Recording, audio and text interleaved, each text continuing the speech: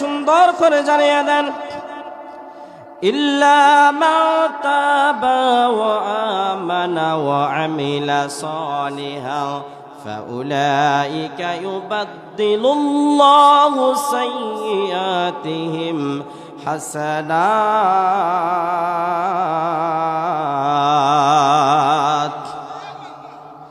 সূরা ফুরকান 19 নম্বর পারা 5 নম্বর পৃষ্ঠা 2 নম্বর লাইনে 70 নম্বর আয়াতে কারিমা আল্লাহ রাব্বুল আলামিন বলেন, কোন বান্দারা যদি আমার পথ বিচ্ছিন্ন হয়ে গিয়েছে, আমার পথ ছেড়ে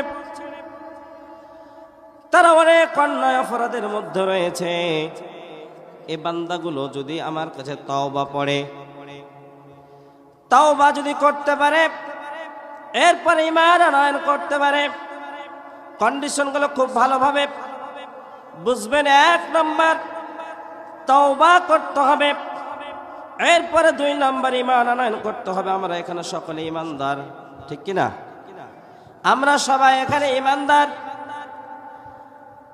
তাহলে ঈমানদার যদি আমরা হতে পারি, এরপরে আল্লাহ রাব্বুল আলামিন কন্ডিশন জুড়ে দিচ্ছে যে ওয়া আমিলা সালিহা, তোমাদেরকে ভালো ভালো জমিনে কাজগুলো করা লাগবে, ভালো ভালো কাজ করতে হবে।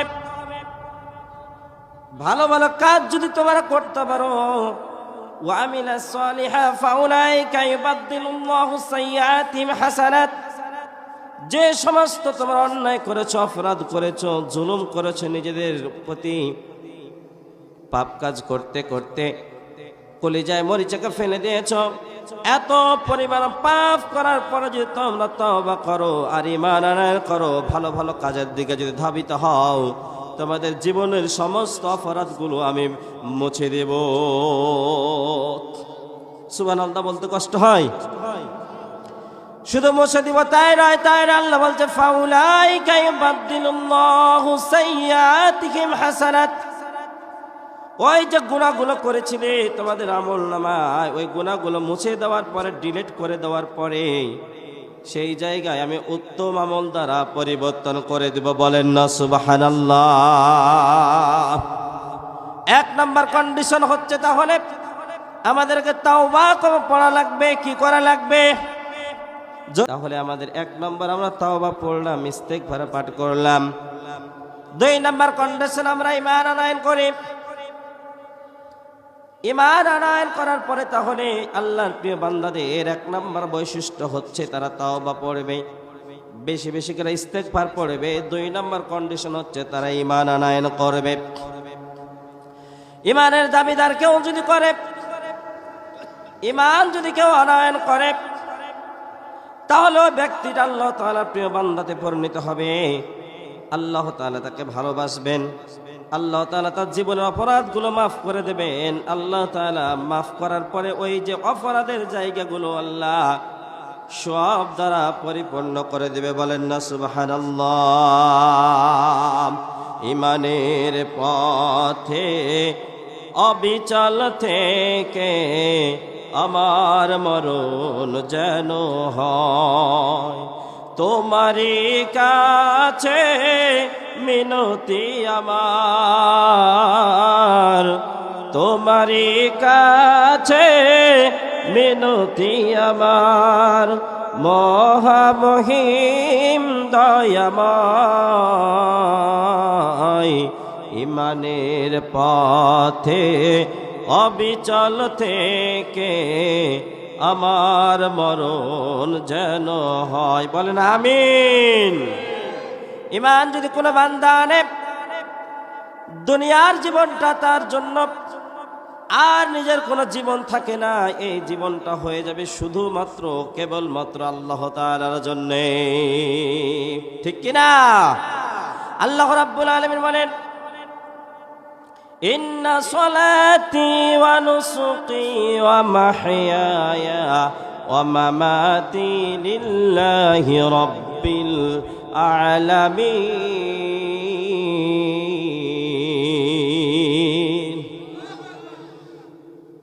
আল্লাহ রাব্বুল আলামিন বলেন, কোন মানুষ যদি ঈমান আনয়ন করে, ঈমান আনয়ন করার পরে তার জীবনের জাগতিক যা কিছু আছে, তার নামাজ, তার রোজা, তার হজ, তার যাকাত, তার সম্পদ, তার অর্থ, তার সমস্ত কিছু কেবলমাত্র শুধুমাত্র আমি আল্লাহ তাআলার জন্য ব্যয় করে দিবে।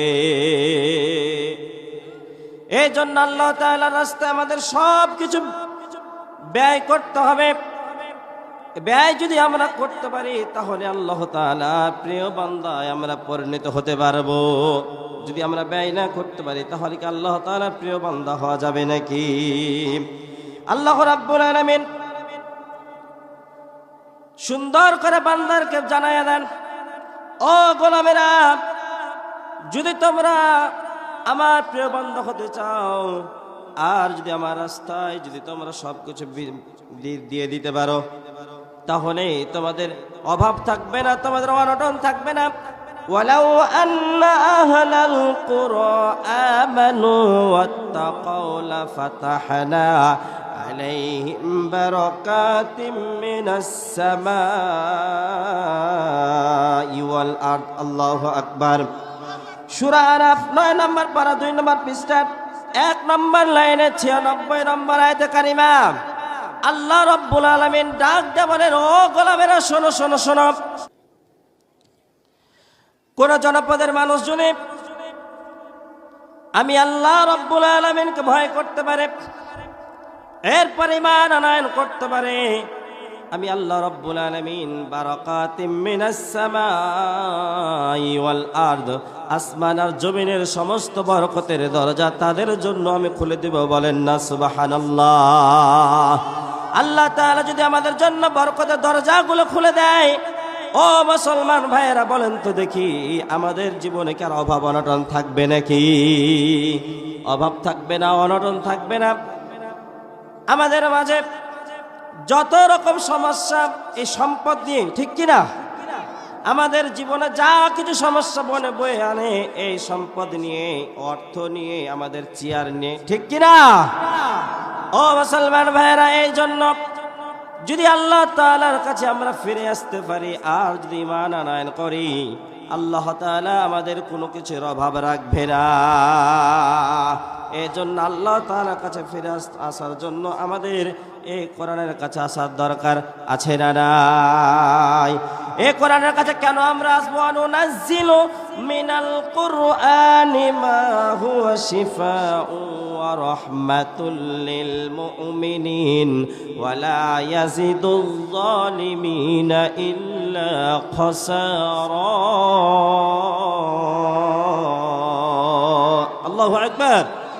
সূরা বানী ইসরাঈল 15 নম্বর পারা 9 নম্বর পৃষ্ঠা 2 নম্বর লাইনে 82 নম্বর আয়াতে কারিমা আল্লাহ রাব্বুল আলামিন বলেন, ওয়া নুনাজ্জিলু মিনাল কুরআন, ও নবী আপনার প্রতি এমন একটা আমি কোরআন নাজিল করেছি, এমন একটা কিতাব নাজিল করেছি, মা হুয়া শিফা, যার মধ্যে রয়েছে দুনিয়ার যাবতীয় সমস্ত রোগের প্রতিষেধক। বলেন না সুবহানাল্লাহ। এই রোগের প্রতিষেধক কেমনে এমনি জমিনে আসে না রে মুসলমান।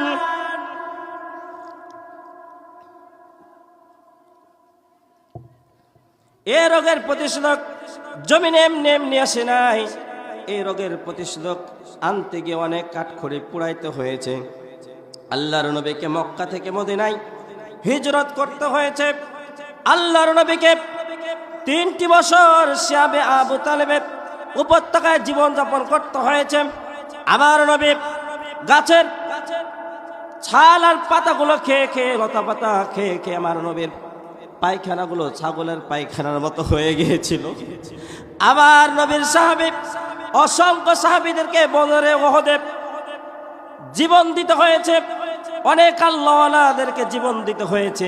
এই কোরআন এমনি এমনি আসে না। এই কোরআনের জন্য হযরত ওমর রাদিয়াল্লাহু তাআলা আনহুকে নামাজরত অবস্থায় তাকে হত্যা করা হয়েছে। আবার হযরত উসমান রাদিয়াল্লাহু তাআলা আনহুকে কোরআন তেলাওয়াত করা অবস্থায় তাকে ছুরি দিয়ে আঘাত করে হত্যা করে দেওয়া হয়েছে। উসমানের রক্তে কোরআনের পৃষ্ঠা রঞ্জিত হয়েছে। হযরতে ইমাম আবু হানিফা রাহমাতুল্লাহ আলাইহিকে কোরআনের জন্য জীবন দিতে হয়েছে। হযরতে ইমাম শাফি রাহমাতুল্লাহ আলাইহিকে কোরআনের জন্য জীবন দিতে হয়েছে। বিশ্বনবীর সাহাবীদেরকে তাদেরকে দেশ থেকে বিতাড়িত করা হয়েছে, তাদেরকে জীবন দিতে হয়েছে। এরপরে শুধু তাই নয়, আজকে বাংলার জমিনে অসংখ্য আলেম ওলামাদেরকে কষ্ট দেওয়া হয়েছে, অসংখ্য আলেম ওলামাদেরকে জীবন দিতে হয়েছে। কথা বলেন ঠিক কিনা? ও মুসলমান ভাইয়েরা, আজকে যদি আপনাদেরকেও এই কোরআনের জন্য রাজপথে ডাক দেওয়া হয়, এই কোরআনের জন্য যদি রক্ত দেওয়া লাগে, হাত দেওয়া লাগে, চক্ষু দেওয়া লাগে, জীবন দিতে হয়, শাহাদাতের পেয়ালা পান করতে হয়, কারা কারা রাজি আছো? দু হাত তুলে আল্লাহকে দেখাও।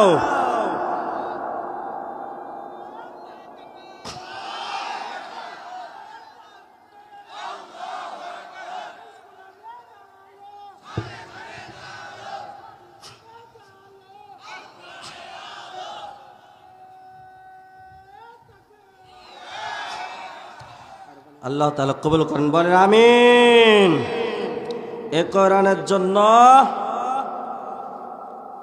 রাজপথে আমাদেরকে নামা দরকার আছে না নাই?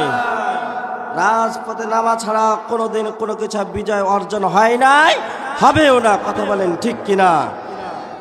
আমার মুসলমান ভাইয়েরা, বলতেছিলাম আল্লাহ তাআলার প্রিয় বান্দাদের বৈশিষ্ট্য, 1 নম্বর বৈশিষ্ট্য হচ্ছে তাওবা করতে হবে, 2 নম্বর বৈশিষ্ট্য ঈমান আনয়ন করতে হবে।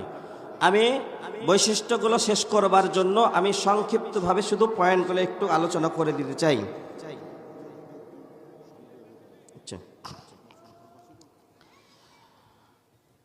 মা বোনেরা, আপনারা আপনাদের আওয়াজগুলো একটু নিচু করেন, কথা একবারে বলা যাবে না, কারণ এটা হচ্ছে কোরআনের মাহফিল। কিসের মাহফিল? এটা হচ্ছে জান্নাতের বাগিচা। কোরআন শোনার কিছু নিয়ম আছে। আল্লাহ রাব্বুল আলামিন বলেন, ওয়াইদা কুরিয়াল কুরআনু ফাসতামিউ লাহু ওয়া আনসিতু লাআল্লাকুম তুরহামুন।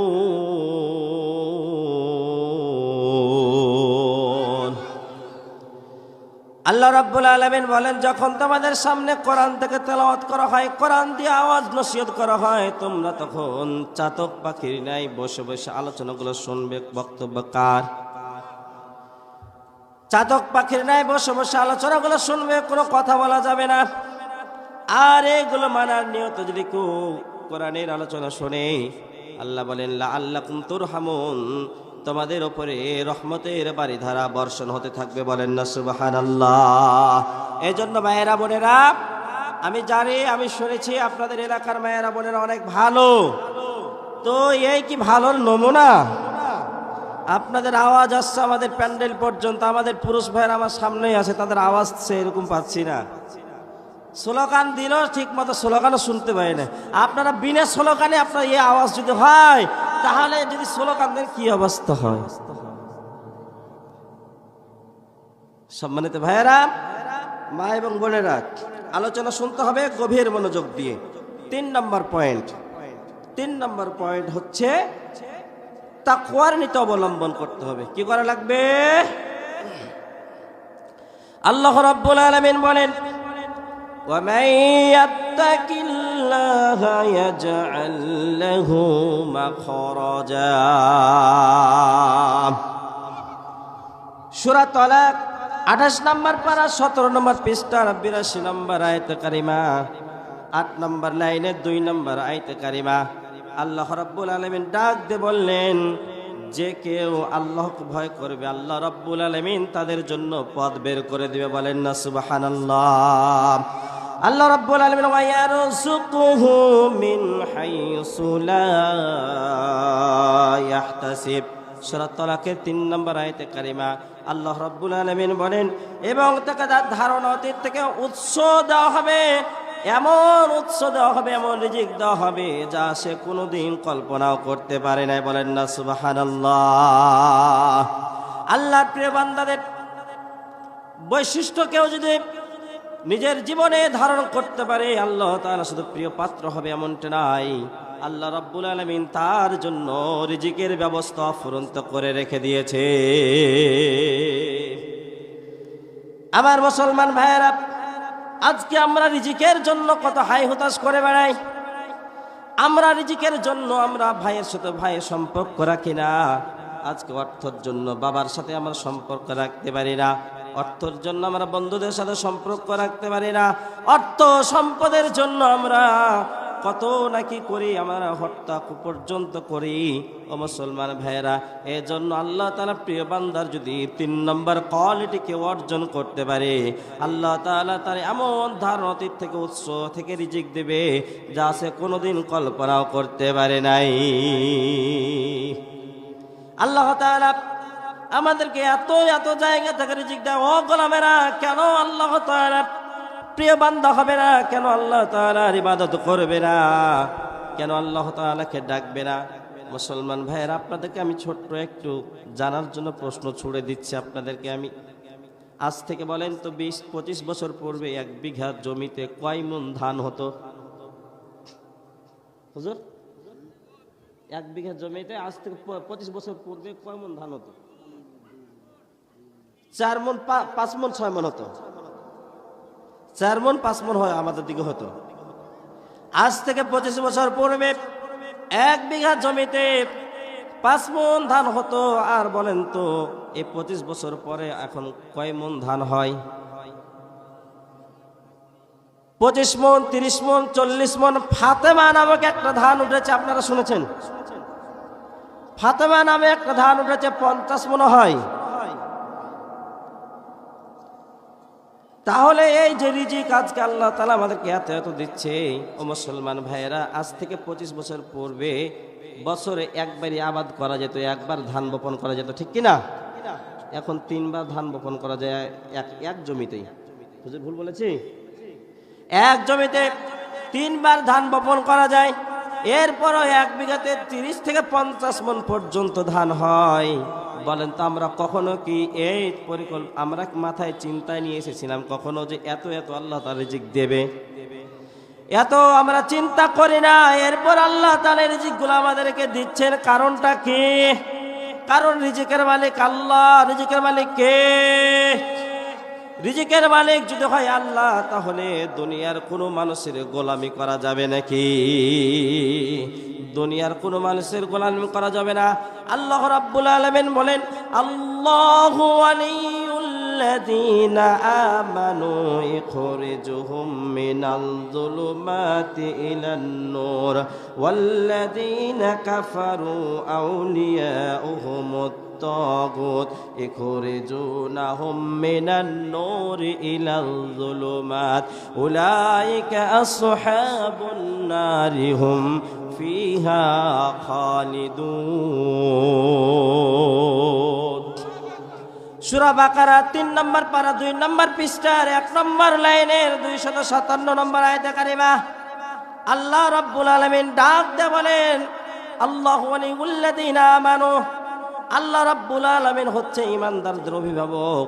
আর আল্লাহ তাআলা এই ঈমানদারদের অভিভাবক হওয়ার পরে আল্লাহ তাআলা এই ঈমানদার ব্যক্তিদেরকে, আল্লাহ তাআলার প্রিয় বান্দাদেরকে আল্লাহ রাব্বুল আলামিন অন্ধকার থেকে আলোর দিকে নিয়ে আসে। বলেন সুবহানাল্লাহ।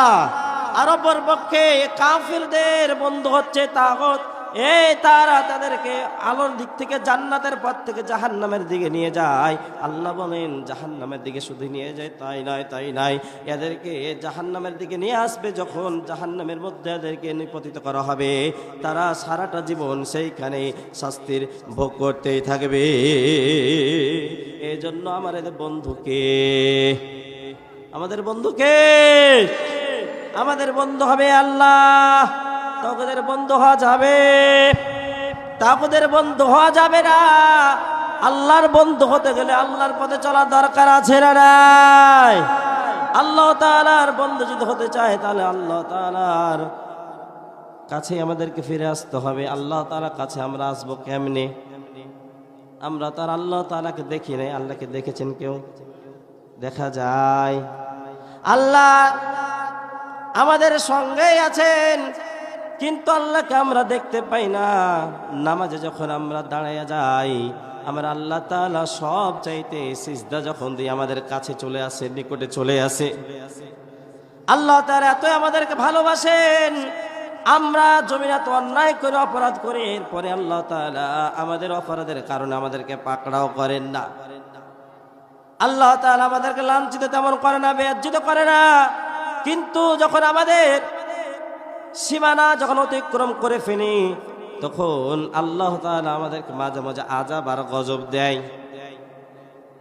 মানুষ যখন অতিরিক্ত বেড়ে যায়, আল্লাহর বিরুদ্ধে রচনা করে, আল্লাহ তাআলার বিপদ সীমা যখন অতিক্রম করে দেয়, আল্লাহ তাআলা আস্তে করে রশিটা টান দেয়। যেমনি ভাবে দুনিয়াতে আমরা একটা ছাগল যখন আমরা জমিনের মধ্যে আমরা বেঁধে আসি, নির্দিষ্ট একটা তার সীমানা থাকে, যে দড়িতে বেঁধে আসি, বেঁধে রেখে আসি, এই দড়িটা যত বড় আছে ততদূর পর্যন্ত যেতে পারে।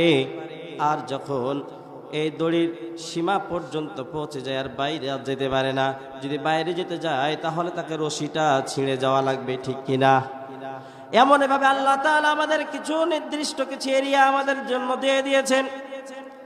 এই কাজগুলো, ভালো ভালো কাজগুলো তোমরা করতে পারবা, খারাপ কাজ করতে পারবা না। খারাপ কাজ করতে করতে যখন আমরা বিপদ সীমা অতিক্রম করে চলে যাই, ফেরাউন, হামান, সাদ্দান, কানুকে যেমন দুনিয়া থেকে নিকৃষ্ট ডাস্টবিনে ফেলে দিয়েছিল, আজকেও যদি বাংলার জমিনে কেউ আল্লাহর বিপদ সীমা অতিক্রম করতে যায় তাকে ইতিহাসের ডাস্টবিনে নিক্ষেপ করো। আদেশ হানাফি, গোল টুপি, পাতলা টুপি, লম্বা টুপি আজকে যদি তোমরা মারামারি করো, এমন একটা সময় আসবে মুসলমানদের গায়ে চামড়া থাকবে না। কথা বলেন ঠিক কিনা? তাই আজকে আমি আওয়ামী লীগ বুঝি না, বিএনপি বুঝি না, জামাত ইসলাম বুঝি না, চরমনা বুঝি না, ফরফুরা বুঝি না, দেওয়ান বুঝি, রাজার বাগি, কোনো কিছু বুঝি না। আমরা হচ্ছে মুসলমান, এক কোরআনের শাসন চাই, সৎ লোকের শাসন চাই, আল কোরআন আইন চাই। কথা বলেন ঠিক কিনা? এই জন্য যদি আপনাদেরকে আবার রাজপথে আসতে হয়, কারা কারা রাজি আছো দুহাত তুলে আল্লাহকে দেখাও। সম্মানিত ভাইয়েরা, এই জন্য আপনাদের উদাত্ত আহ্বান জানাই, আজকে আর আওয়ামী লীগ নয়, বিএনপি নয়, জামাত ইসলাম নয়, জাতীয় পার্টি নয়, চরমনা, ফুরফুরা, দেওয়ানবাগি, রাজারবাগি, সব কিছু যে যে দলের আছে, যে যে মতের আছে থাকুন, আমরা কোনো এখানে পার্থক্য করি না। আমরা শুধু চাই আমরা আমাদের হচ্ছে, আমরা হচ্ছে মুসলমান, ঠিক কিনা? আমরা হচ্ছে মুসলমান। এই মুসলমানের পরিচয় নিয়ে আমাদের কোরআনের কাছে আসা দরকার আছে না নাই? এই জন্য আসতে হবে। আমরা হচ্ছে মুসলমান, আমরা, আমাদের এই দিন হচ্ছে ইসলাম, আমাদের এক নবী হচ্ছে মুহাম্মদ রাসূলুল্লাহ সাল্লাল্লাহু আলাইহি ওয়াসাল্লাম, আমাদের রব হচ্ছে একজন, তিনি কে? আল্লাহ। সেই জন্য আল্লাহর দিকে আমাদেরকে ফিরে আসতে হবে। সম্মানিত ভাইয়েরা, তাহলে 3 নম্বর যেটা পয়েন্ট বলতেছিলাম, আমরা তাকওয়ার নীতি আমাদেরকে অবলম্বন করতে হবে। দুনিয়ার কোনো মানুষ যদি তাকওয়ার নীতি অবলম্বন করে, তাহলে বলেন তো সে কি ঘুষ খেতে পারে, সুদ খেতে পারে, দুর্নীতি করতে পারে, জেনা করতে পারে, ব্যভিচার করতে পারে, অন্যায় অত্যাচার? আমার মুসলমান ভাইয়েরা, কলমের খুচরা দিয়ে কোটি কোটি টাকা, বাংলার টাকা অন্য দেশে পাচার করতে পারে? জেনা করতে পারে না। মুসলমান ভাইয়েরা, আজকে সমাজটা এত খারাপের দিকে চলে গিয়েছে, এমন এমন পাপগুলো আজকে সমাজের মধ্যে রয়েছে যে পাপগুলো আমরা পাপই মনে করি না। আমরা মসজিদের একজোড়া জুতা চুরি করা চোরকে আমরা পোলের সাথে বেঁধে পিটাইতে পারি, কিন্তু বাংলার অসহায় মানুষদের কোটি কোটি টাকা একটা কলমের খোঁচা দিয়ে তারা বিদেশে পাচার করতে পারে। এদের চাইতে বড় চোর আর চিটার আর বাটপার একটা হতে পারে না, ঠিক কিনা? যেই দেশে আজও অসহায় শিশুগুলো 2 বেলা 2 মুঠো খাবারের অভাবে অনাহারে মারা যায়, যে দেশের মা বোনেরা মাত্র 50 টাকার বিনিময়ে নিজেদের ইজ্জতকে বিক্রি করে দেয়, যে দেশের অসহায় এতিম সন্তানগুলো 5 তলা থেকে ফেলে দেওয়া খাবারগুলো ডাস্টবিন থেকে তারা কুড়িয়ে কুড়িয়ে খায়, আজকে সেই দেশে ওসি আর ডিসি ম্যাজিস্ট্রেট হওয়ার পরে কোটি কোটি টাকা দুর্নীতি করে তারা নিজেদের পকেটের মধ্যে ঢুকায়। কথা বলেন ঠিক কিনা? আজকে আমি বলে দিতে চাই, যদি কোরআনুল কারীমের সূরা মায়েদার 38 নম্বর আয়াত অনুযায়ী যদি সুপ্রিম কোর্টের সামনে গিয়ে এই রায় দেওয়া হতো যে চোরেদের হাত কেটে দেওয়া হবে, জেনাকারদেরকে হত্যা করে দেওয়া হবে, তাহলে আর এই একটা চোরকে যদি এ বাংলার জমিনের ঢাকা সেই শহরে গিয়ে যদি একজনের হাত কেটে দেওয়া হতো, আর সে দৃশ্য যদি টিভি চ্যানেল আর স্যাটেলাইটগুলোকে বারবার করে দেখা হতো, বাংলার জমিনে একজন তো জেনাকার দূরের কথা, একজন তো চোর খুঁজে দূরের কথা, একজন অসহায় মানুষের 2টি টাকা কেউ মেরে খাওয়ার সাহস পেত না। কথা বলেন ঠিক কিনা? এই জন্য আগামীর এই বাংলার জমিন হবে কোরআনের জমিন, আগামীর বাংলার জমিন হবে ইসলামের জমিন, আগামীর বাংলার জমিন হবে মুসলমানদের জমিন, আগামীর বাংলার জমিন হবে টুপিওয়ালাদের জমিন, আগামীর বাংলার জমিন হবে দাড়িওয়ালাদের জমিন, আগামীর বাংলার জমিন হবে এই নামাজিদের জমিন। কথা বলেন ঠিক কিনা? কারা কারা রাজি আছে দুহাত তুলে আল্লাহরে দেখাও।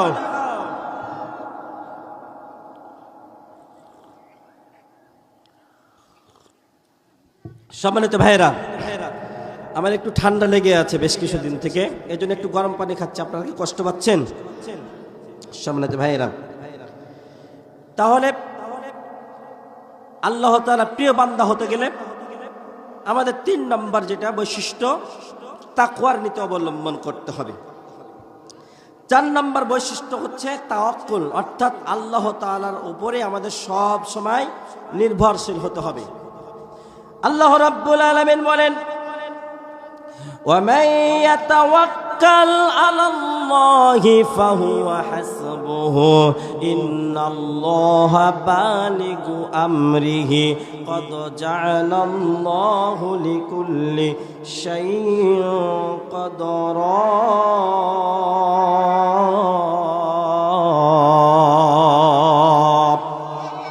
সূরা তালাক 28 নম্বর পারা 17 নম্বর পৃষ্ঠা 8 নম্বর লাইনে, 17 নম্বর পৃষ্ঠা 12 নম্বর লাইনে 3 নম্বর আয়াতে কারিমা আল্লাহ রাব্বুল আলামিন ডাক দিয়ে বলেন, যে ব্যক্তি আল্লাহর উপর নির্ভর করে আল্লাহ তার জন্য যথেষ্ট হয়ে যায়। বলেন না সুবহানাল্লাহ। কেউ যদি আল্লাহ তাআলার প্রতি নির্ভরশীলতা হয়ে যায়, আল্লাহ তাআলা তার জন্য যথেষ্ট হয়ে যাবে। বলেন তো, আল্লাহ যদি আমাদের জন্য যথেষ্ট হয়ে যায়, তাহলে আমাদের কি আর কোনো চিন্তার কারণ আছে নাকি? টেনশন আছে? টেনশনও থাকবে না, চিন্তাও থাকবে না। এরপরে আল্লাহ রাব্বুল আলামিন বলেন, ইন্নাল্লাহা বালিগু আমরিহি কদ জাআলাল্লাহু লিকুল্লি শাইইন কদরা। আল্লাহ তাআলা তার মনের ইচ্ছাগুলো পূর্ণ করে দিবেন, আর আল্লাহ তাআলা সব কিছুর ব্যাপারে মাত্রা স্থির করে রেখে দিয়েছে। বলেন না সুবহানাল্লাহ।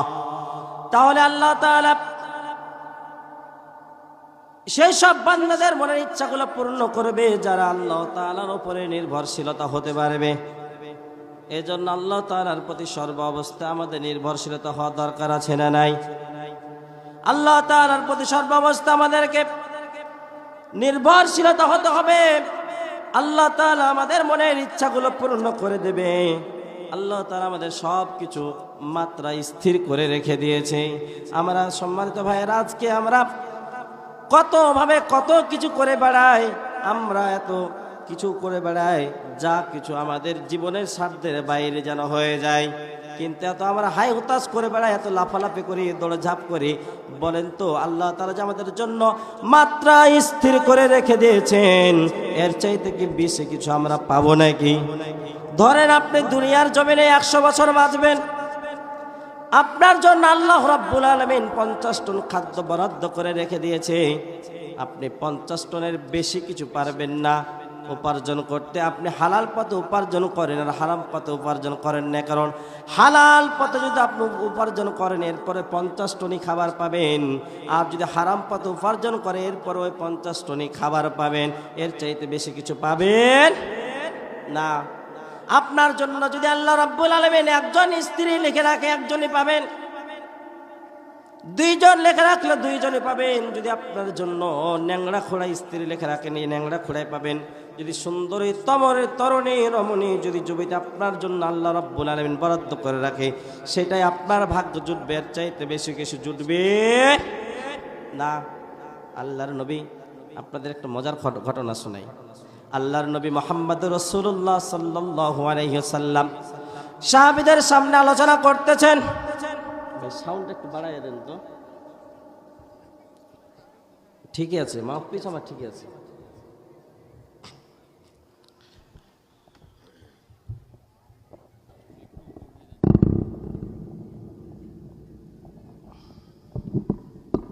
এত করে দিয়ে হয় না।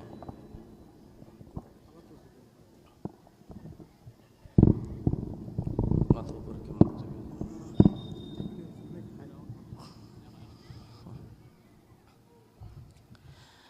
আল্লাহর নবী সাহাবীদের সামনে আলোচনা করতেছেন, দাস পেশ করতেছেন। এমন একটা সময় আল্লাহর নবী বললেন, ও সাহাবীরা তোমরা শোনো শোনো শোনো, যে ব্যক্তি বিবাহ করতে পারলো না তার ঈমান পূর্ণাঙ্গ হলো না। এমন একটা সাহাবী আল্লাহর নবীর কাছে আসলেন, কালো সাহাবী, গরিব সাহাবী, নাম তার হচ্ছে সাদ আল আসওয়াদ আস-সুলমি রাদিয়াল্লাহু তাআলা আনহু। চেহারা শরৎ ভালো না, মদিনার জমিনে তার চাইতে যেন কালো সাহাবী আর কেউ নাই। এমন একজন সাহাবী, গরিব সাহাবী আল্লাহর নবীর কাছে আসলেন, চোখের পানি পড়তেছে আর আল্লাহর নবীকে সালাম দিলেন, আসসালামু আলাইকা ইয়া রাসূলুল্লাহ, আমি কি আল্লাহর জান্নাতে যেতে পারবো না? বিশ্বনবী বললেন, কেন রে ও সাদ, কি হয়েছে তোমার, কেন এমন কথা বলতেছো? বলতেছি, ইয়া রাসূলুল্লাহ, বিয়ে না করলে তো ঈমান পূর্ণ হয় না। আমি এত কালো সাহাবী, আপনার একজন দুর্বল ঈমানের সাহাবী, আমার অর্থ সম্পদ তেমন কিচ্ছু নাই, মদিনার জমিনে কেউ আমার সাথে মেয়ে বিবাহ দিতে রাজি হয় না। আল্লাহর নবী বললেন, ও সাহাবীরা, তুমি কি বিয়ে করতে চাও? সাহাবী সম্মতি জ্ঞাপন করলেন।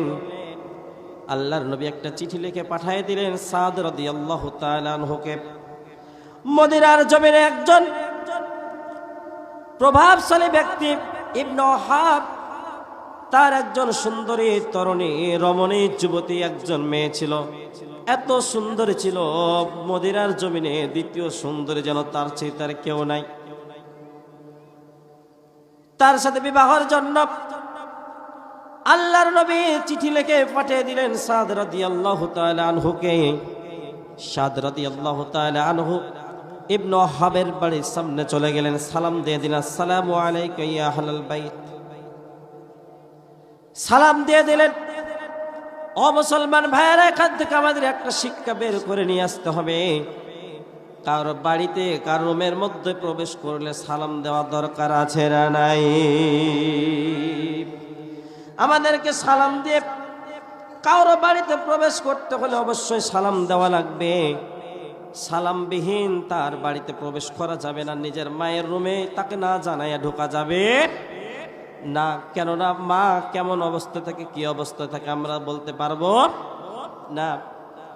এই জন্য অবশ্যই কারো বাড়িতে যদি প্রবেশ করি আমরা, আমাদের কোন মতো নেওয়ার দরকার আছে না নাই? সম্মানিত ভাইয়েরা, সাহাবী চলে গেলেন, সালাম দিলেন, এরপরে চিঠিখানটা ধরাইয়া দিলেন। চিঠিখানা ধরাইয়া দেওয়ার পরে ইবনে ওয়াহাব চিঠিখানা খোলার পরে দেখতেছে, একবার সাদ রাদিয়াল্লাহু তাআলা আনহুর দিকে তাকায়, একবার চিঠির দিকে তাকায়। ইবনে ওয়াহাব রাগান্বিত হয়ে গেলেন, কত বড় তোমার সাহস, তুমি একজন গরিব সাহাবী, তোমার অর্থ সম্পদ তেমন কিচ্ছু নাই, তুমি এমন একজন কালো সাহাবী যার মতো কালো সাহাবী আর মদিনার জমিনে নাই, আর আবার বিশ্ব সুন্দরী হুরহুরির সঙ্গে তুমি বিবাহের প্রস্তাব নিয়ে এসেছো, দূর হয়ে যাও। আল্লাহর নবীর সাহাবী মনটা খারাপ হয়ে গেল। আল্লাহর নবীর সাহাবীর মুখটা মলিন হয়ে গেল। মলিন মাখা মুখ নিয়ে তিনি বাড়ির দিকে রওনা দিয়েছেন। এমন একটা সময় ইবনে ওয়াহাবের কন্যা রুমের মধ্য থেকে সমস্ত দৃশ্য দেখার পরে আব্বাকে ডাক দিয়ে বলতেছে, বাবা তুমি কি কাজ করলে? যেখানে আল্লাহর নবী স্বয়ং আমার বিবাহের জন্য ঘটক হিসাবে বিবাহের প্রস্তাব পাঠিয়েছে, তুমি সেই বিবাহকে প্রত্যাখ্যান করলে। সেই সাহাবী কালো কিংবা ধনী কিংবা গরিব সেটা বড় কথা নয়, আল্লাহর নবী স্বয়ং বিবাহের যে প্রস্তাব দিয়েছে, নিঃসন্দেহে এই সাহাবী সাধারণ কোনো সাহাবী নয়, নিঃসন্দেহে একজন জলিলুল কদর সাহাবী, নিঃসন্দেহে একজন ইমানদার সাহাবী। আর আল্লাহর রাসূলের যদি আজকে বিবাহ প্রস্তাব যদি প্রত্যাখ্যান করে দেন গো আব্বা, তাহলে কিয়ামতের ময়দানে আমাদের কপালে কিন্তু আল্লাহর নবীর সাফাহাত জুটবে না। ও মুসলমান ভাইয়েরা, ইবনে ওয়াহাবের মেয়ে বুঝল এই সাহাবী কোন সাধারণ সাহাবী হতে পারে না, নিঃসন্দেহে একজন দিনদার ইমানদার পরহেজগার তার স্বামী হতে পারে, আল্লাহর নবীর সাহাবী হতে পারে। এই জন্য তিনি বিবাহের প্রস্তাব আবার আব্বাকে বললেন, বাবা গো তাকে জানায়া দাও আমি হুরহুরি তার বিয়েতে প্রস্তাবে রাজি। সুবহানাল্লাহ। আজকে আমাদের জমিনে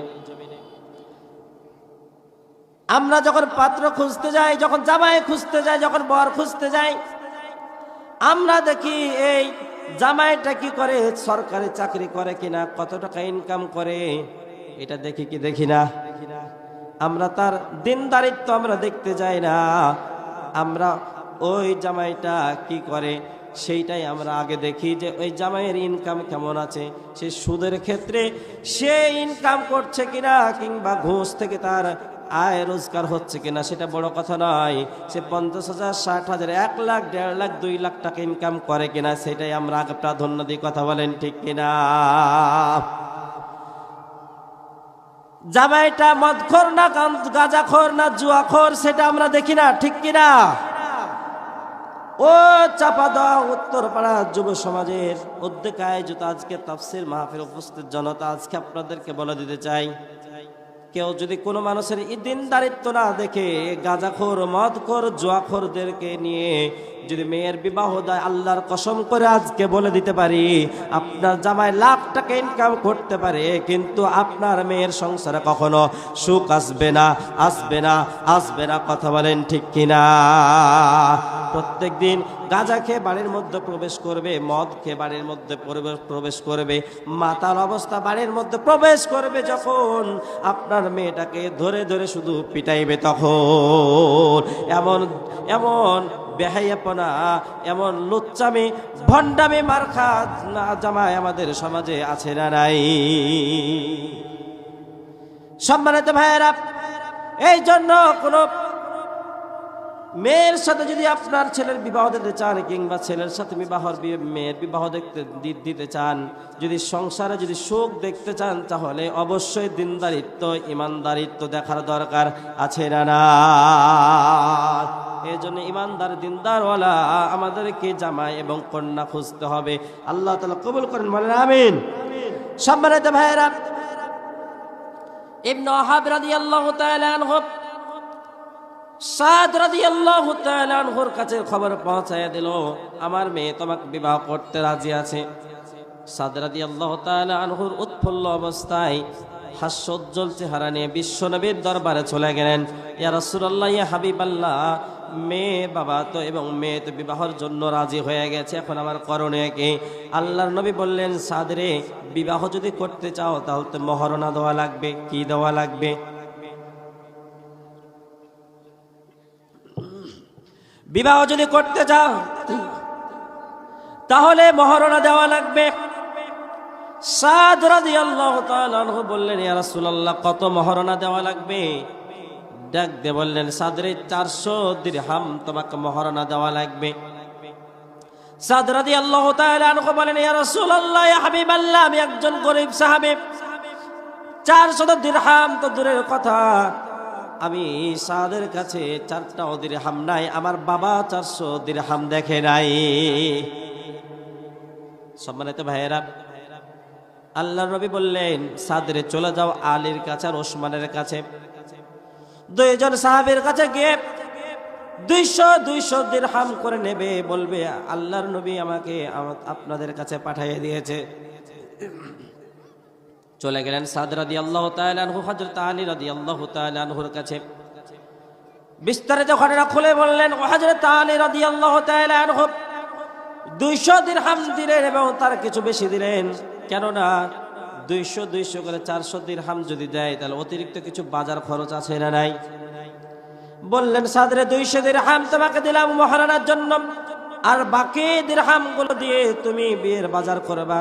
হয়তো উসমান রাদিয়াল্লাহু তাআলা আনহুর কাছে চলে গেলেন। উসমান রাদিয়াল্লাহু তাআলা আনহু বললেন, যাও তোমাকে 200 দিরহাম দিলাম, এই দিরহাম দিয়ে মহারণা দিবা, আর বেশি কিছু দিলাম যেগুলো দিয়ে বিয়ের বাজার করবা। হযরত উসমান হযরত আলী রাদিয়াল্লাহু তাআলা আনহু দিরহামগুলো নিয়ে চলে আসলেন। এরপরে তিনি বিবাহের কার্য সম্পন্ন করবেন, আর বাকি দিরহামগুলো দিয়ে বাজারে গিয়ে বাজার করবেন। মার্কেটে চলে গেলেন, বাজার করতেছেন। এমন একটা সময়, বাজার যখন প্রায় শেষের দিকে, এমন একটা সময় জিহাদের ময়দানে যাওয়ার জন্য আল্লাহ রাসূলের আওয়াজ সাদ রাদিয়াল্লাহু তাআলার কর্ণে এসে পৌঁছিল। আসলো যখন, এমন একটা সময় সাদ রাদিয়াল্লাহু তাআলা হঠাৎ করে থেমে গেলেন, দাঁড়িয়ে গেলেন। যে এই জায়গাতে বাজার করছিলেন সেই জায়গাতে দাঁড়িয়ে গেলেন। দাঁড়ানো অবস্থায় সাদ রাদিয়াল্লাহু তাআলা একবার আসমানের দিকে তাকায়, আর একবার তার বাজারের দিকে তাকায়। সাদ রাদিয়াল্লাহু তাআলা আল্লাহ রাব্বুল আলামিনকে বললেন, ওগো মাবুদ, আমি এই বাকি দিরহামগুলো দিয়ে এমন কিছু কিনবো যা দ্বারা আমি আপনাকে খুশি করে দেব। সাদ রাদিয়াল্লাহু তাআলা আনহু দিরহামগুলো দিয়ে একটি ঘোড়া এবং একটি তরবারি ক্রয় করলেন। এরপরে জিহাদের ময়দানে ঝাঁপিয়ে পড়লেন।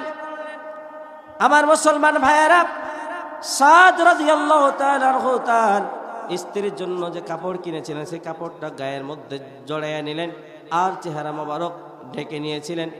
এরপরে সাহাবীরা দেখতেছেন একজন ব্যক্তি জিহাদের ময়দানে ইসলামের পক্ষ থেকে যুদ্ধ করতেছে, কিন্তু তার চেহারা মোবারকটা ঢাকা।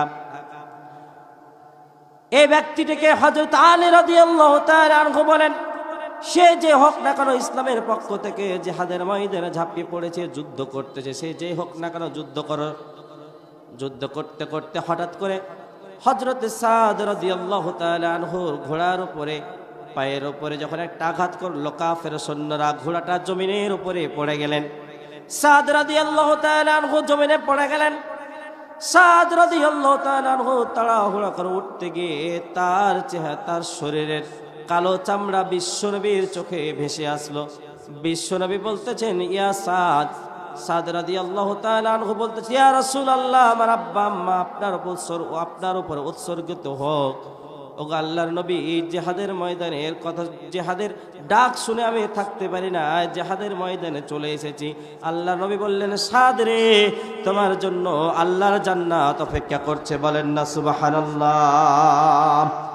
সাদ রাদিয়াল্লাহু তাআলা আনহু জিহাদের ময়দানে যুদ্ধ করতে করতে আহত হয়ে গেলেন। কিছু সাহাবীরা বিশ্বনবীর কাছে এসে বললেন, ইয়া রাসূলুল্লাহ, ইয়া হাবিবাল্লাহ, সাদ তো আহত অবস্থায় পড়ে রয়েছে।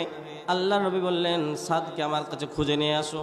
সাদ রাদিয়াল্লাহু তাআলা আনহুর মাথাটা নিজের কোলের উপরে রাখলেন। রাখার পরে বিশ্বনবীর চোখ দিয়ে গাল দাড়ি বেয়ে পানিগুলো সাদ রাদিয়াল্লাহু তাআলা আনহুর চোখের উপরে পড়তেছে, তার চেহারা মোবারকে পড়তেছে। এমন সময় আল্লাহর নবী হঠাৎ করে হেসে উঠলেন। কিছুক্ষণ পরে আল্লাহর নবী আমার চেহারাটা ফিরাই নিলেন। সম্মানিত ভাইয়েরা, আবুল বাবা রাদিয়াল্লাহু তাআলা আনহু বর্ণনা করেন, বিশ্বনবীকে জিজ্ঞাসা করা হলো, ইয়া রাসূলুল্লাহ, ইয়া হাবিবাল্লাহ, সাদের মাথা নিয়ে আপনার কোলের ওপরে যখন ছিলেন, হঠাৎ করে আপনি কান্না করতেছিলেন, আবার হঠাৎ করে হাসলেন, আবার চেহারাটা পুরো ফিরাই নিলেন, কারণটা কি ইয়া রাসূলুল্লাহ? আমরা তো কিছুই বুঝলাম না। বিশ্বনবী ডাক দিয়ে বলল, সাহাবীরা, আমার সাদের মাথা যখন আমার কোলের উপরে রেখেছিলাম, আমার সাদের সে দৃশ্যগুলো মনে পড়ে যায়। আমার সাদের আজকে ছিল বিবাহর ফুলসজ্জার রাত, আমার সাথ বিবাহ বার্ষিকী বিবাহর ফুরসজ্জা রাত না পালন করে সেই জিহাদের ময়দানে যুদ্ধ করতে গিয়ে শহীদ হয়ে গেছে। সাদ আমাদের জন্য কি ত্যাগ করেছে তোমাদেরকে আমি বলে বুঝাইতে পারবো না। এই কথাগুলো যখন আমি মনে করতেছিলাম তখন আমার চোখের পানিগুলো পড়তেছিল। হঠাৎ করে আল্লাহ রাব্বুল আলামিন সাদ রাদিয়াল্লাহু তাআলা আনহুকে ফেরেশতাদের মাধ্যমে হাউজের কাছে পৌঁছায় দিলেন। সাহাবীরা জিজ্ঞাসা করলেন, ইয়া রাসূলুল্লাহ, এই হাউজটা কি? আল্লাহর নবী বললেন, এই হাউজটা হচ্ছে এমন এক প্রকার ঝর্ণা যার পানিগুলো হচ্ছে দুধের চাইতে সাদা আর মধুর চাইতে মিষ্টি। এমন একটা ঝর্ণা ধারা, এমন একটা হাউজ এখানে সাদ রাদিয়াল্লাহু তাআলা আনহুকে নিয়ে গেলেন এবং সেইখান থেকে হঠাৎ করে আমি মুখটা ফিরিয়ে নিলাম। কারণটা হচ্ছে সাহাবীরা, আমার সাদ রাদিয়াল্লাহু তাআলা আনহু জান্নাতের ভিতরে যাবে যখন, এমন একটা সময় জান্নাতের তার স্ত্রীগণ যেন হুরেরা তার দিকে আনন্দ উৎফুল্লিত হয়, তার দিকে যখন চেয়ে আসতেছে, আনন্দে উৎফুল্লিত হওয়ার কারণে তারা যখন দৌড়ে দৌড়ে আসতেছে তাদের পায়ের গোছাগুলো যেন দেখা যাচ্ছিল। এই জন্য আমি সেই দিক থেকে মুখটা ফিরে নিয়েছি। আমার মুসলমান ভাইয়েরা, এখান থেকে একটা শিক্ষা আমাদেরকে বের করতে হবে। বিশ্বনবী মুখটা ফিরে নিলেন কারণ সাদ রাদিয়াল্লাহু তাআলা আনহুর স্ত্রীদের দেখার অধিকার আমাদের দুনিয়ার কোনো মানুষের নাই। আর আমার ভাইয়েরা বলেন তো দেখি, আমাদের সমাজে একজনের স্ত্রীকে আরেকজন দেখে কি দেখে না? দেখে আপনাদের দিকে মনে দেখে না, আমাদের চাপাইতে দেখে।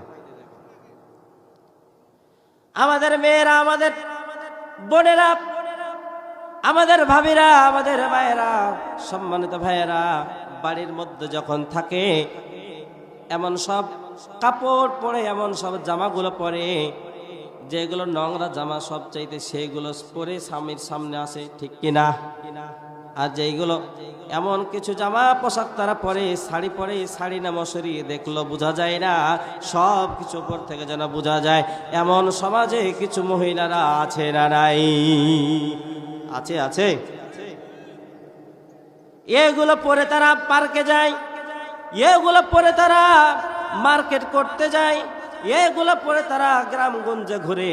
আর স্বামীর সামনে ভালো পোশাকগুলো না পরে ওই গন্ধ দুর্গন্ধ যুক্তওয়ালা পোশাকগুলো পরে স্বামীর সামনে আসে, ঠিক কিনা? এই জন্য মুসলমান ভাইয়েরা, ও আমার বোনেরা, ও আমার মায়েরা, ও আমার ভাইয়েরা বলে যায় আজকে এই যে আপনারা এক অপরের দিকে দৃষ্টিপাত করেন, একজনের দিকে আরেকজন তাকিয়ে থাকেন, এই যে মনে মোবাইল ফোনে আজকে ফোনালাপ করেন, আমরা এগুলো সব কিছু কিন্তু জেনার আওতাভুক্ত।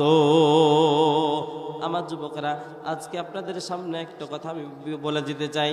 আজকে যুবকরা ফেসবুক চালায় কি চালাই নাই? ফেসবুক চালায়। ফেসবুকে সব মনে হয় জালসা আর ইসলামিক গজল আর মনে কোরআন তেলাওয়াত শুনে। শুধু জালসা, ফেসবুক আর ইসলামী গান শুনে। এগুলো শুধু শুনে না মুসলমান ভাইয়েরা, আমার যুবকদেরকে দেখি বলে মার মার মার, কাট কাট কাট, ধর ধর ধর ধর, ঠিক কিনা? ও যুবকেরা, সোনামানিক তরুণেরা ভালো করে শুনে নেন। আজকে ফেসবুক চালাইতে আজকে যুবকদের মুখের ফেস আর বুক যেন আজ একরকম হয়ে গেছে, কথা বলেন ঠিক কিনা? ফেসবুকের সাথে সম্পর্ক না রেখে এই বুকের সাথে যদি সম্পর্ক থাকতো, আজকে এই বাংলার যুবকেরা এত অধপতন হতো না। ইন্ডিয়ার হার ভালো, আজকে যেন এত প্রকার মার্কেটিং বাংলার জমিনে পেত না। ফেসবুক চালাইতে এমন অবস্থা হয়ে গিয়েছে, মুখের ফেস আর বুক যেমন একরকম হয়ে গিয়েছে। দেখলে মনে হয় 70 বছরের বুড়া, বিয়ে করলে থাকে না স্ত্রী হালমাল ছাড়া, কথা বলেন ঠিক কিনা? ও যুবকেরা, তরুণেরা, আবার একজন যুবককে দেখলাম হঠাৎ করে, যখন আমি রাজশাহীতে যে সময়তে আমি অ্যাডমিশনের জন্য প্রস্তুতি নিচ্ছিলাম, নীলফামারের একটা ছেলে ছিল, আর্মি ক্যান্টনমেন্টের কলেজ থেকে তিনি এসেছিলেন। সেই যুবক ছেলেটাকে দেখলাম হঠাৎ করে, আমি যখন চট্টগ্রাম বিশ্ববিদ্যালয়ে যখন আমি অ্যাডমিশন পরীক্ষা দেওয়ার জন্য যাই, হঠাৎ করে দেখলাম পাশের সিটে তার সিট পড়েছে, দেখলাম তার হাঁটুর উপরে ছিঁড়া। বললাম, যুবক রে, তোমার হাঁটুর উপরে প্যান্ট ছেঁড়া কেন? বলতেছেন, হুজুর আপনি কি করেন, এটা কি ছেঁড়া? এটা হচ্ছে শাহরুখ খান স্টাইল। কোন স্টাইল? কোন স্টাইল? শাহরুখ খান স্টাইল। আবার চাঁপাইনবাবগঞ্জে কয়েক বছর পরে দেখলাম আরেকজন যুবকের হাঁটুর উপরে ছেঁড়া। বললাম, যুবক রে, এটা কোন স্টাইল? বলতেছে, হুজুর এটা হচ্ছে আমির খান স্টাইল। আজকে আমাদের যুবকদের মাস যাতে দেরি হয়, চুলের কাটিং চেঞ্জ করতে দেরি হয় না। জানুয়ারিতে হয় শাহরুখ খান, ফেব্রুয়ারিতে হয় আমির খান, মার্চে গিয়ে হয় সাকিব খান, আর এপ্রিলে গিয়ে সেই নিজেই খান। কথা বলেন ঠিক কিনা? ও যুবকেরা, তরুণেরা আজকে বলে যেতে চায় যে শাহরুখ খান স্টাইল, আমির খান স্টাইল আর সাকিব খানের স্টাইল নিজের জীবনে ধারণ করো। এ কিয়ামতের ময়দানে তাদের সাথে তোমাদের হাসর নাসর হবে। কথা বলেন ঠিক কিনা? এদের সামনে এদের সাথে চলাফেরা করলে, এদের যদি স্টাইল আপনার জীবনে যদি ধারণ করেন, লালন করেন, ও মুসলমান ভাইয়েরা বলে দিতে চায়, আলিয়ারা কি আল্লাহর ওলি নাকি? আল্লাহ তাআলা উদ্বোধন করবে। আল্লাহ রাব্বুল আলামিন বলেন, খুযুহু ফাগুল্লু সুম্মাল জাহিমা সাল্লু সুম্মা ফি সিলসিলাতিন যারুহা ফাসলুকু। আল্লাহু আকবার। আল্লাহ রাব্বুল আলামিন সেই দিন হাসরের ময়দানে বিচার কার্যালয় শুরু করে দেবেন। বিচার কার্যালয় শুরু করে দেবেন যখন, আল্লাহ রাব্বুল আলামিন প্রত্যেক বান্দাদেরকে এমন একটা কিতাব দেবেন, বলবেন, please take your book and right hand side, you can read it. ইকরা কিতাবাকা কাফা বিনাফসিকা ইয়াওমা আলাইকা হাসিবা। আল্লাহ রাব্বুল আলামিন সেই দিন মানুষদেরকে কিতাব দিবেন এবং বলবেন তাদেরকে, আজকে তোমার নিজের হিসাবের জন্য তুমি নিজে যথেষ্ট। ও তরুণরা, যুবকেরা, সোনামানিকরা, শোনো শোনো শোনো। ইমানদারদেরকে যখন দেওয়া হবে এই কিতাব, দেওয়ার পরে তারা বলবেন, আল্লাহ তাআলা ইমানদারদের কিছু তারা বৈশিষ্ট্য থাকবে, ইমানদার বান্দাদের কিছু বৈশিষ্ট্য থাকবে। তারা কখনো কিন্তু মিথ্যার আশ্রয় নেবে না। কথা বলেন ঠিক কিনা? মিথ্যা আশ্রয় কি নেবে? কিন্তু বেঈমান যারা থাকবে তারা মিথ্যা আশ্রয় নেবে। কিন্তু আবার কিছু কিছু বেঈমান যারা রয়েছে, তারা আল্লাহ রাব্বুল আলামিনের এই কিতাবটা পাওয়ার পরে আল্লাহ তাআলা যখন তাদের সমস্ত কিছু ফাঁস করে দেবেন, তারা যখন বলবেন, ওয়া উদিয়াল কিতাবু ফাতারাল মুজরিমিনা মুশফিকিনা মিম্মা ফিহি ওয়া ইয়াকুলুনা ইয়া ওয়াইলাতানা মা লিহাযাল কিতাব লা ইগাদিরু সাগীরাতান ওয়ালা কাবীরাতান ولا كبيرة إلا أحصاها ووجدوا ما عملوا حاضرا ولا يظلم ربك أحدا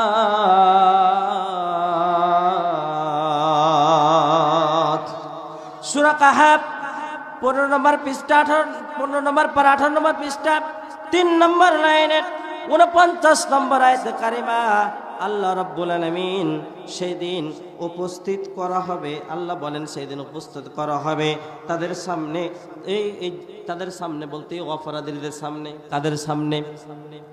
অপরাধী যারা থাকবে জমিনে, অপরাধ যারা করবে, জুলুম করবে, অত্যাচার করবে, নির্যাতন করবে, এমন সব মানুষদের সামনে কিতাবটা যখন উপস্থাপন করা হবে, দেওয়া হবে তাদের আমলনামাগুলো।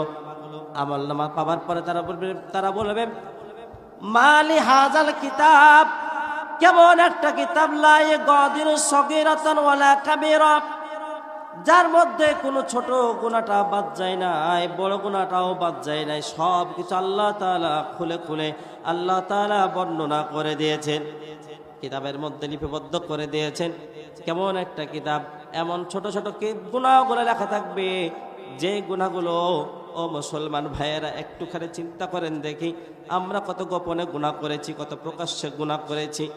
7তম জমিন আসমানের নিচে কেউ যদি একটা গুনাহ করে থাকে, সেই গুনাহ সেই দিন আপনার আমার আমল নামে লেখা থাকবে, আপনার আমার কিতাবের মধ্যে লেখা থাকবে। ও মুসলমান ভাইয়েরা, বলেন তো সেই দিন আমাদের অবস্থাটা কি হবে? আল্লাহ তাআলা বলেন সেই দিন ওয়ালা ইয়াজলিমু রাব্বুকা আহাদা, সেই দিন কারো প্রতি কোনো প্রকার জুলুম করা হবে না। যারা যতটুকু পাওয়ার প্রাপ্য সেই পরিমাণ তাদেরকে দেওয়া হবে।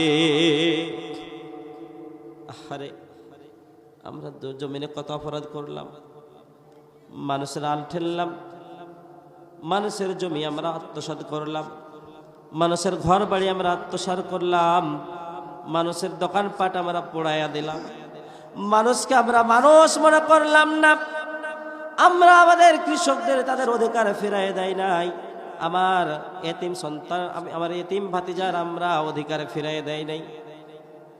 আমার ভাই যখন মারা গেল, এতিম ভাতিজাটা ছোট্ট মানুষ, আমার উচিত ছিল তার সম্পদগুলো তার জন্য আমাদেরকে গচ্ছিত করে রাখা, কিন্তু তার সম্পদগুলো আমরা গচ্ছিত অবস্থায় রাখলাম না। ও মুসলমানেরা, সেই দিন সব কিছু আপনার আমার সামনে ভেসে উঠবে। সেই দিন যদি সব কিছু আল্লাহ তাআলা প্রকাশ করে দেয়, আমাদের অবস্থাটা সেই দিন কি হবে? সেই দিন আমাদের কোনো উপায় থাকবে না। আমাদের জমিনে ভাই যদি কারো একজন ভাইয়ের প্রতি একজন ভাই জুলুম করলে, তাকে মারলে, তার পক্ষ থেকে আমরা কতই না কথা বলি, তার পক্ষ থেকে আমরা লাঠি সোটা নিয়ে আমরা বেরিয়ে পড়ি, কিন্তু সেই দিন হাসরের ময়দানে কারো কোনো কিছু করার উপায় থাকবে না। ও মুসলমান ভাইয়েরা, আল্লাহ রাব্বুল আলামিন কোরআনের মধ্যে খুলে খুলে বর্ণনা করে দেন, وَيَوْمَ يَقُولُ نَادُوا شُرَكَائِيَ الَّذِينَ زَعَمْتُمْ فَدَعَوْهُمْ فَلَمْ يَسْتَجِيبُوا لَهُمْ وَجَعَلْنَا بَيْنَهُمْ। আল্লাহ তাআলা সুন্দর করে সূরা কাহাফের 52 নম্বর আয়াতে কারিমার মধ্যে বর্ণনা করেন, এবং সেই দিনের কথা স্মরণ করো যেই দিন তিনি বলবেন, তোমরা তোমাদের যাদেরকে শরীক মনে করতো জমিনে, যাদেরকে তোমাদের লিডার মনে করতে জমিনে, যাদেরকে তোমরা কর্মী মনে করতে জমিনে, তাদেরকে তোমরা সামনে ডেকে নিয়ে আসো এবং তাদের কাছে তোমরা সাহায্য চাও। সাহায্য যখন চাইবে, তারা কিন্তু সাহায্য করার মতো ক্ষমতা কি সেদিন থাকবে? সাহায্য করতে পারবে না। এমন একটা মুহূর্তে তাদের সামনে একটা বিশাল একটা গর্ত থাকবে, যেটা হচ্ছে জাহান্নামের আগুন দাও দাও করে জ্বলতে থাকবে আর উপরের দিকে উঠতে থাকবে। তারা সেই দিন মনে করবে ওয়ারাউল মুজরিমুনান নার, এই যে মুজরিমরা যারা থাকবে, আগুন দেখার পরে তারা মনে করবে আমাদেরকে না জানে আজকে এই আগুনের মধ্যে নিক্ষিপ্ত করা হবে। ও মুসলমান ভাইয়েরা, ওই আগুনের নিক্ষিপ্ত হওয়ার পূর্বে আমাদেরকে সতর্ক হওয়ার দরকার আছে না? এই জন্য সতর্ক যদি হতে চায়, তাহলে কোরআনের কাছে আমাদেরকে ফিরে আসা দরকার আছে না? আল্লাহ রাব্বুল আলামিন বলেন, وَمَن يَتَوَكَّلْ عَلَى اللَّهِ فَهُوَ حَسْبُهُ إِنَّ اللَّهَ بَالِغُ أَمْرِهِ قَدْ جَعَلَ اللَّهُ لِكُلِّ شَيْءٍ قَدْرًا।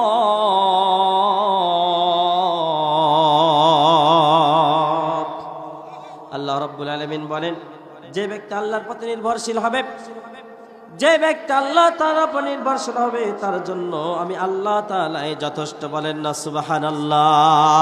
তাহলে আল্লাহর প্রতি আমাদের নির্ভরশীলতা হওয়ার দরকার আছে না?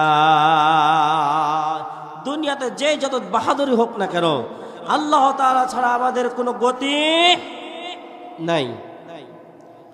মানুষ যতই মনে করেন আমি 50 বছর বাঁচবো, 60 বছর বাঁচবো, 100 বছর বাঁচবো, 200 বছর বাঁচবো, মানুষ ইচ্ছা করলে কি বাঁচতে পারে নাকি? মানুষ ইচ্ছা করলে বাঁচতে পারে না। ও মুসলমান ভাইয়েরা, এই জন্য আমাদের শরীরে যৌবন থাকা অবস্থায় আল্লাহ তাআলার আমাদের ইবাদত করা লাগবে। বৃদ্ধ বয়সে আল্লাহ তাআলার ইবাদত করলে আমরা সঠিকভাবে নামাজে রুকু করতে পারবো না। পারবো কি? ঠিক মতো সাজদা করতে পারবো না, আমরা ঠিক মতো চলাফেরাও করতে পারবো না। এই জন্য অবশ্যই অবশ্যই আমাদেরকে আল্লাহ তাআলার ইবাদত করতে হলে যুবক বয়সে আমাদেরকে আল্লাহ তাআলার কাছে ফিরে আসা দরকার আছে না নাই? আমাদেরকে যুবক বয়সেই আল্লাহ তাআলার কাছে আমাদেরকে ফিরে আসাই লাগবে। মানুষ বেঁচে থাকার জন্য অনেক কলা কৌশল করে, অনেকভাবে প্রচেষ্টা চালায়া যায়, কিন্তু সে কি সারা জীবন বেঁচে থাকতে পারবে নাকি? মানুষের মৃত্যু স্বাদ গ্রহণ করা লাগবে। আল্লাহ রাব্বুল আলামিন বলেন, কুল্লু নাফসিন যায়িকাতুল মাউত। মৃত্যুর স্বাদ মানুষকে গ্রহণ করাই লাগবে, মৃত্যুর স্বাদ মানুষকে গ্রহণ করা লাগবে। ওয়া ইন্নামা তুওয়াফাউনা উজুরাকুম ইয়াওমাল কিয়ামাহ। কিয়ামতের ময়দানে তারাই ভাগ্যবান হয়ে যাবে। ফামান যুযিয়া আনিন নার, যারা জাহান্নাম থেকে রক্ষা পাবে। ওয়া উদখিলাল জান্নাতা ফাকাদ ফাজ, আর যারা জান্নাতে প্রবেশ করবে। ওয়া মাল হায়াতুদ দুনিয়া ইল্লা মাতাউল গুরুর।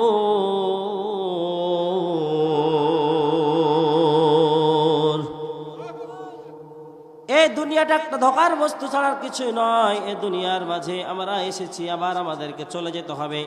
দুনিয়াটা একটা ক্ষণস্থায়ী জায়গা, কথা বলেন ঠিক কিনা? এই দুনিয়াটা পুতুল খেলা, এই দুনিয়াটা পুতুল খেলা। খেলা তো নয় রে বাবা রঙের মেলা, খেলা তো নয় রে বাবা রঙের মেলা। কিছু হাসি কিছু কান্নার ভেলা, এই দুনিয়াটা পুতুল খেলা। হায় রে এই দুনিয়াটা পুতুল খেলা। একদিন ছিলাম পুতুল আবার হব পুতুল, মায়ের কোলেতে ছিলাম অবলা। ঠিক কিনা? একদিন আমরা পুতুলের মতো ছিলাম। জমিনে যখন ভূমিষ্ঠ হওয়ার পরে একদিন আমরা পুতুলের মতো ছিলাম। জমিনে যখন ভূমিষ্ঠ হলাম, ভূমিষ্ঠ হওয়ার পরে আমাদের শরীরে শক্তি ছিল না, আমাদের যৌবন ছিল না, আমরা চলাফেরা করতে পারতাম না, আমরা কথা বলতে পারতাম না, আমাদের কোনো বাক স্বাধীনতা ছিল না। আমাদেরকে যেখানে রাখতো সেখানে আমরা পড়ে থাকতাম পুতুলের মতো, কথা বলেন ঠিক কিনা? একদিন ছিলাম পুতুল আবার হব পুতুল, মায়ের কোলেতে ছিলাম অবলা। মায়ে দুলাবালি ঝেড়ে দিয়া টান দিয়া কোলে লইয়া, দুলাবালি ঝেড়ে দিয়া টান দিয়া কোলে লইয়া, মুখে তো চুমা দিয়া বাসি তো ভালা। এই দুনিয়াটা পুতুল খেলা, হায় রে এই দুনিয়াটা পুতুল খেলা।